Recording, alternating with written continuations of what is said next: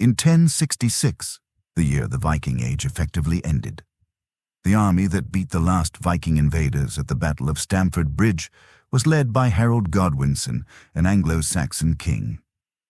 And 3 weeks later, the army that killed Harold Godwinson at Hastings was led by William the Conqueror, a Norman. And the Normans were, by direct descent, Vikings.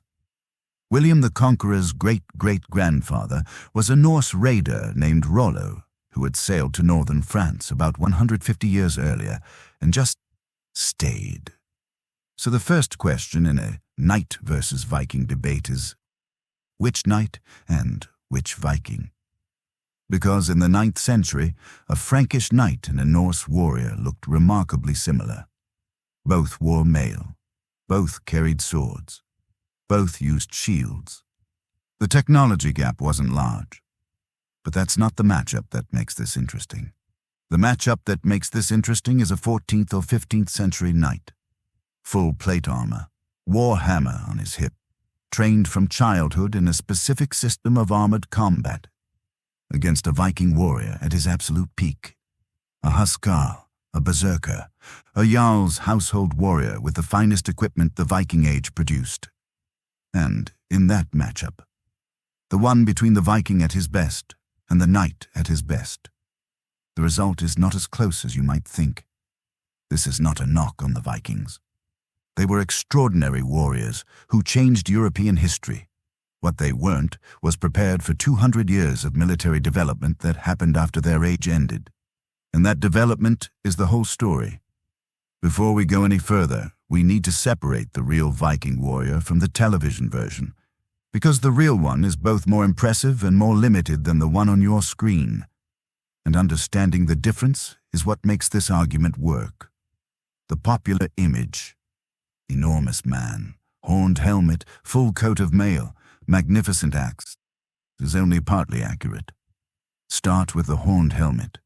There is exactly one complete surviving Viking Age helmet in the world. It was found at Gjermundbu in Norway, dating to around the 10th century. It has no horns. It is a rounded iron cap with a simple nose guard and evidence that it may have had a mail curtain protecting the neck. That is it. No horns appear on any Viking Age warrior depiction in contemporary sources. The horned helmet was an invention of 19th century German Romanticism, popularized by Richard Wagner's operas. The Vikings wore simple iron skull caps. Now, the mail, chainmail, the byrnie, was indeed used by Viking warriors. It was expensive to make. Each shirt required thousands of individually hand-formed and riveted iron rings. A single shirt might take weeks to produce. The result was that mail was strictly the equipment of wealthy warriors. Chieftains, jarls, their professional household fighters. The majority of men who showed up to a Viking raid or battle wore thick wool clothing, a leather cap, or simple iron helmet if they were lucky, and carried a spear and a round wooden shield. We know this partly from archaeology and partly from the sagas themselves. When King Olaf Haraldsson mustered his warriors at the Battle of Nesjar in 1016, the chroniclers made a specific point of noting that he had provided 100 of his men with mail shirts and foreign helmets. Because this was remarkable, it was worth recording because most warriors didn't have these things. So the realistic Viking warrior, even an elite one, was wearing a mail shirt, an iron helmet, and carrying a round wooden shield. His weapons were a spear, a sword if he was wealthy enough to own one, or more commonly, an axe. The Dane axe, the great two-handed weapon with a long haft and a crescent blade, was the weapon of the huscarl elite. This is a formidable warrior, genuinely. But it is a warrior dressed and equipped for fighting other men dressed exactly like him, and against men dressed like him. The Viking was terrifying. The problem is, what happened to those men's descendants? The Viking Age ran from roughly 793 to 1066. The era of full plate armor came into its own between roughly 1350 and 1450, a gap of 3 to 4 centuries. In those centuries, European armor went through a revolution driven by one basic imperative: stop the other man from killing you. Mail was the starting point. Mail is brilliant armor against slashing weapons. A sword glancing off a mail shirt simply can't cut through the interlocked rings. But mail has weaknesses. It doesn't handle blunt force well. A mace doesn't need to cut through mail. It just needs to crush the rings into the body underneath. And it doesn't handle thrusting attacks well. A narrow point, driven with enough force, can push the rings apart and penetrate. So, over the 12th and 13th centuries, European armorers began adding plates. First, just vulnerable areas. The knees, shins, elbows, forearms. Then the chest. Then the back. Gradually building up until by the mid-14th century, the full harness of plate armor had arrived.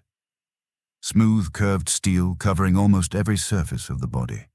Mail surviving only in the gaps, armpits, groin, where articulation made plates impractical.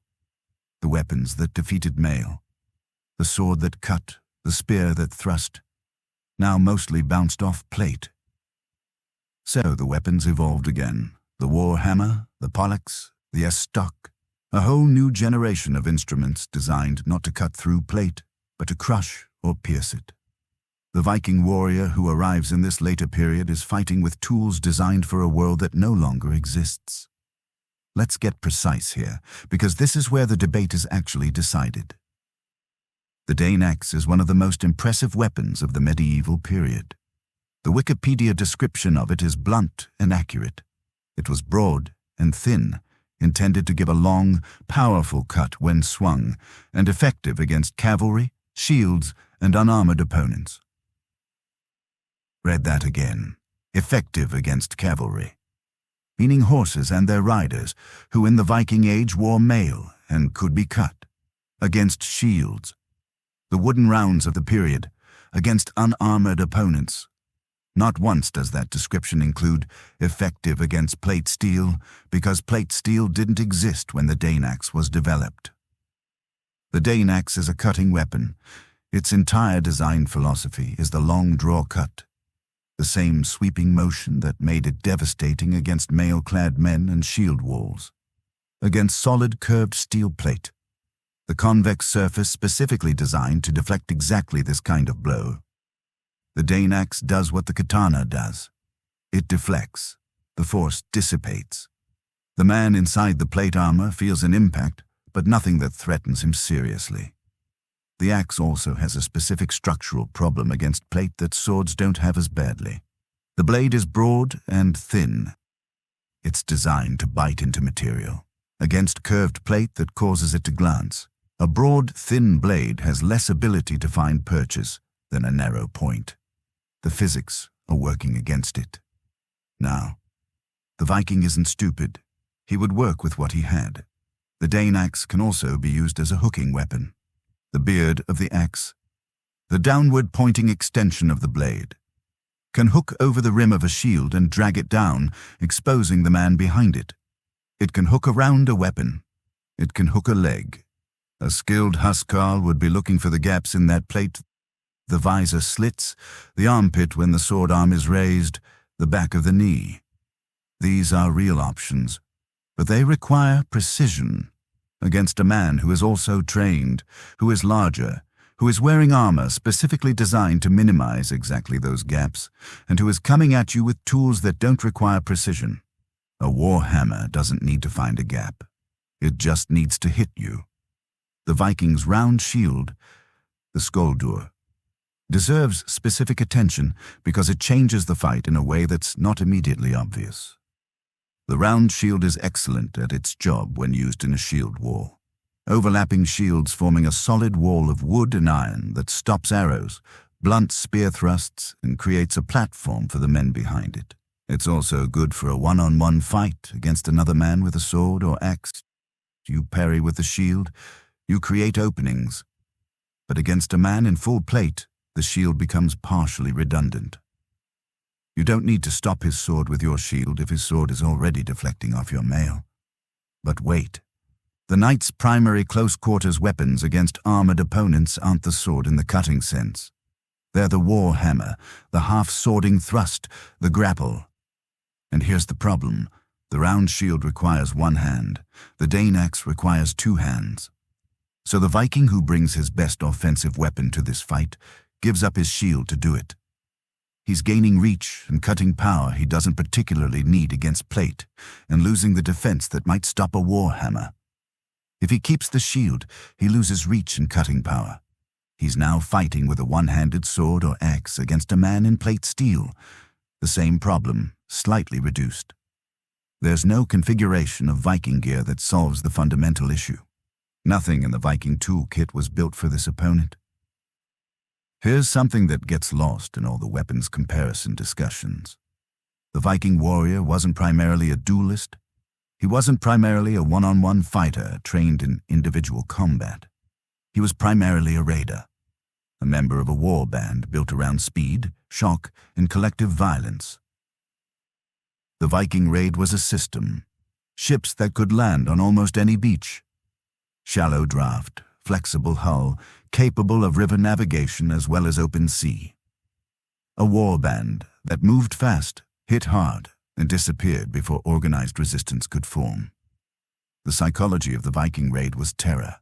The sudden appearance of armed men where no army was expected, the violence and speed of the attack, the overwhelming local defenders before they could form. When that system worked, which it did, with devastating consistency, for 200 years, no one could stop it. Not the monks of Lindisfarne, not the merchants of Paris, not the farmers of coastal England. The Viking raid was one of the most effective military innovations of the early medieval period. But that system worked because of what it targeted. Undefended or lightly defended settlements, monasteries, trading posts, and small towns. It worked because the defenders were farmers and monks, not trained warriors. It worked because speed was the weapon, and the speed advantage disappeared the moment a serious organized military force arrived. When Vikings did face serious military opposition, when an Anglo-Saxon king managed to raise a proper army and put it in their path, the outcome was very different. At the Battle of Edington in 878, Alfred the Great's army essentially destroyed the Danish Great Army that had been raiding England for years. At Malden in 991, the Vikings won, but it was a hard fight against a small English force, not a massacre. At Stamford Bridge in 1066, a surprise attack by Harold Godwinson's army, despite the Norse force being partly unarmored after leaving their mail at the ships, still cost the English very heavily.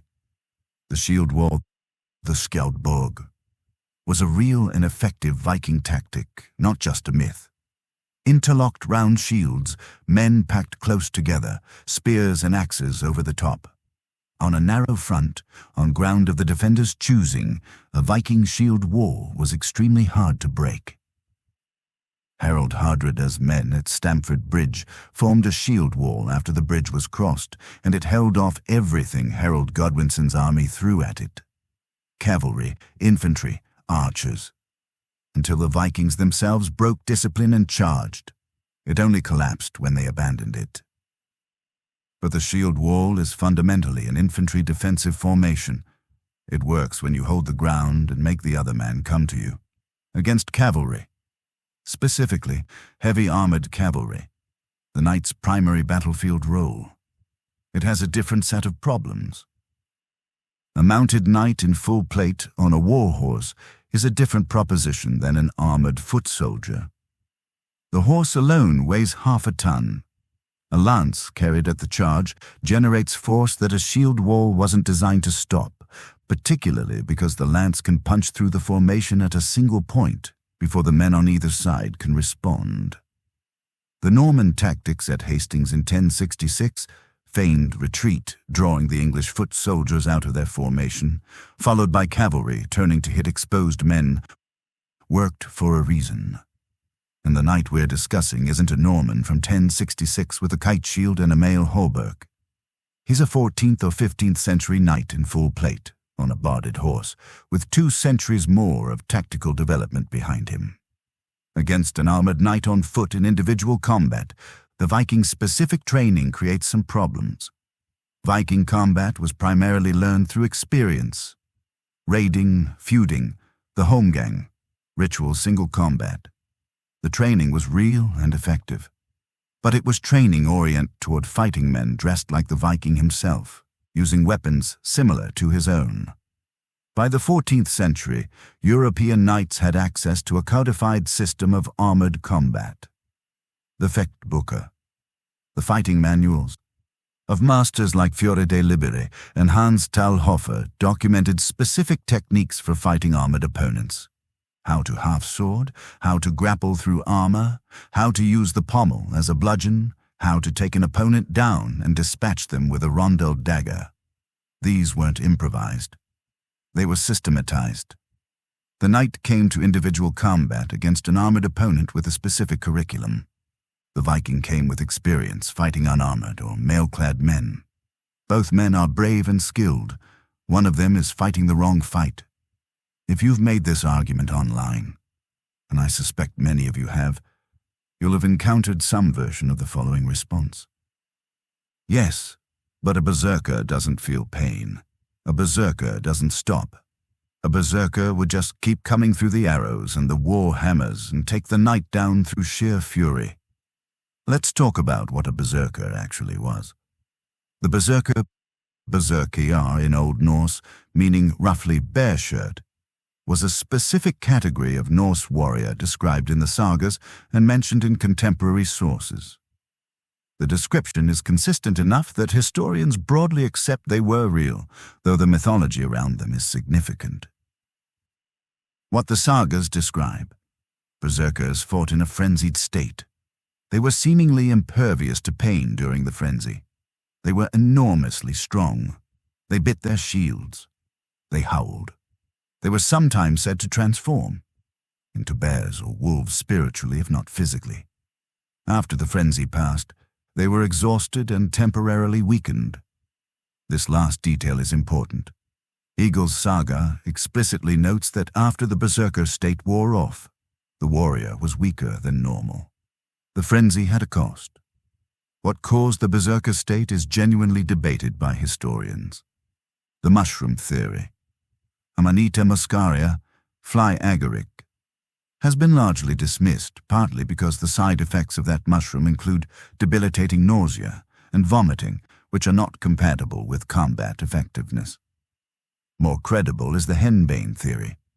An ethnobotanist named Karsten Fatur has argued that henbane, a plant that induces altered mental states, facial flushing, muscular agitation, and apparent pain suppression, is a better fit for the described symptoms. Henbane seeds have also been found in Viking Age graves in Scandinavia. Others argue the berserker state was psychological, a trained, self-induced trance, similar to what martial arts practitioners describe as mushin or the combat high documented by modern soldiers.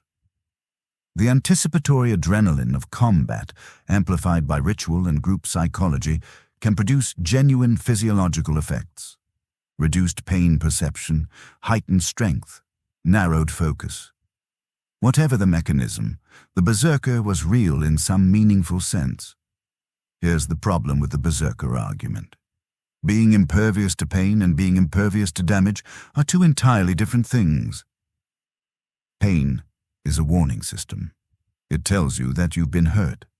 Suppressing that warning system doesn't suppress the damage itself. A berserker who can't feel the war hammer hitting his helmet is still having his skull impacted by a war hammer. A berserker who doesn't register the sword thrust into his armpit still has a sword in his armpit. The absence of the pain signal doesn't stop the structural damage the blow inflicts. This matters against a male armored opponent, where a determined man who can suppress pain might push through injuries that would stop a normal warrior. Against a plate-armoured knight with a war hammer, the damage being inflicted is concussive and blunt. It breaks bones and causes internal injuries, regardless of whether the recipient feels it.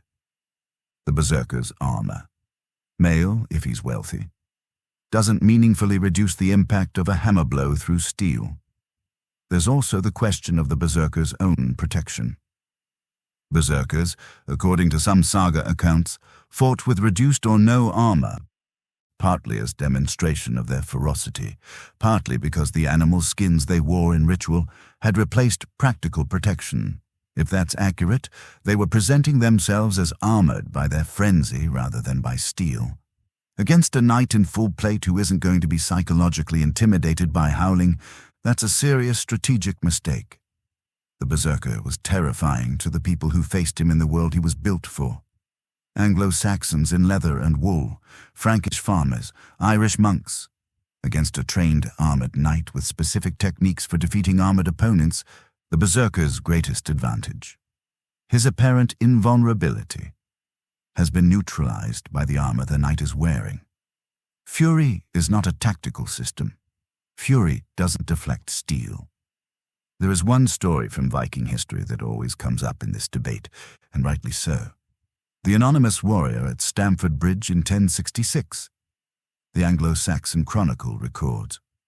And this account is found in multiple independent sources, which is why historians take it seriously, that when Harold Godwinson's army crossed the Stamford Bridge over the River Derwent to attack the Norse force, a single Viking warrior stood on the bridge alone and held it. He didn't just hold it for a few minutes. He held it against the entire leading edge of the English army. The Chronicle says he killed 40 men before he fell. He was finally defeated only when an English soldier climbed into a punt, floated under the bridge, and thrust a spear upward through the wooden planks into the warrior from below. A single man holding a bridge against an army, killing 40. That is not mythology. It is documented in contemporary English sources, not Norse ones. The English had no reason to exaggerate the achievement of the man they were trying to kill. That warrior was probably a huscarl, a professional household warrior in Harold Hardrada's personal guard, armed most likely with a Dane axe, standing in a position, the narrow bridge, where the English army's numbers were irrelevant because only 1 or 2 men could approach at a time. This is the Viking at his absolute best, and it's extraordinary. Here's why the Stamford Bridge warrior, as remarkable as he was, doesn't change the matchup. He was exploiting terrain in a very specific way. The narrow bridge neutralized the English numbers. Against a single armored knight on an open field, or even on a bridge, the terrain advantage disappears. He's fighting one man, not an endless queue of men funneled at him through a choke point. He was also, importantly, fighting Anglo-Saxon huscarls, who were themselves wearing mail.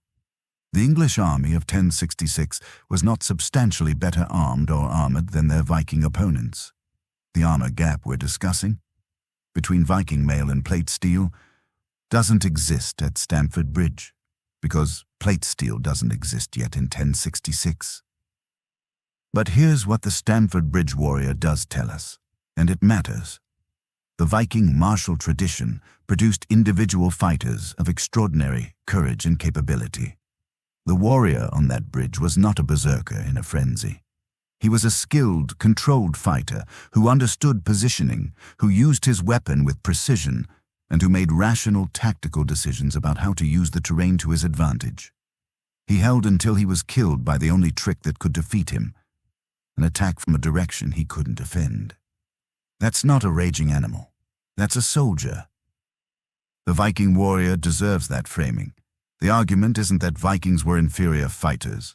The argument is that they were fighters designed for a world that the knight's world had superseded. The knight versus Viking question is really a question about the pace of military development, and what it means when one side is caught on the wrong side of a technological revolution. The Viking Age warrior was not primitive. Chainmail is sophisticated metallurgy, a pattern-welded sword. The prestige blades carried by wealthy Vikings required extraordinary skill to produce. The Dane axe is an elegant, well-engineered weapon. The longship is one of the most effective naval technologies of the pre-modern era. The Vikings were not barbarians who didn't know what they were doing, but their military technology and their tactical system were optimized for a specific moment in time. And then time moved on. The Europeans who the Vikings had been raiding took the violence they'd experienced, processed it, and began developing a military response. First the castle, which the Vikings couldn't take. Then the knight, who could take ground the Viking couldn't defend. By the time the full plate knight exists, the Viking Age is already over. Stamford Bridge is the last Viking invasion of England. William the Conqueror, whose Normans were Viking descendants barely 150 years removed from Rollo, uses cavalry and tactics the original Vikings wouldn't recognize to conquer the Anglo-Saxon kingdom. The original Vikings had spent 200 years failing to permanently hold. The descendants of the Viking had learned the lessons the Viking never got to learn. The Viking warrior was one of the most effective fighters of his era, in his era, against his opponents, with his weapons. Put him against the knight, 200 years later, and the honest answer is that he's fighting someone who has taken everything the Viking knew how to do and added a century of refinement on top of it. Better armor. Better weapons specifically designed for armored opponents, a codified fighting system, and the heavy cavalry that the shield wall was never designed to face. The Viking would lose, and he'd lose decisively, not because he wasn't a warrior, but because the world moved on, and the knight is what the world moved on to. Which matchup should we do next? Knight versus Mongol warrior? Viking versus Roman legionary? Drop it in the comments. And if you think I've got this one wrong, I'd genuinely like to hear why.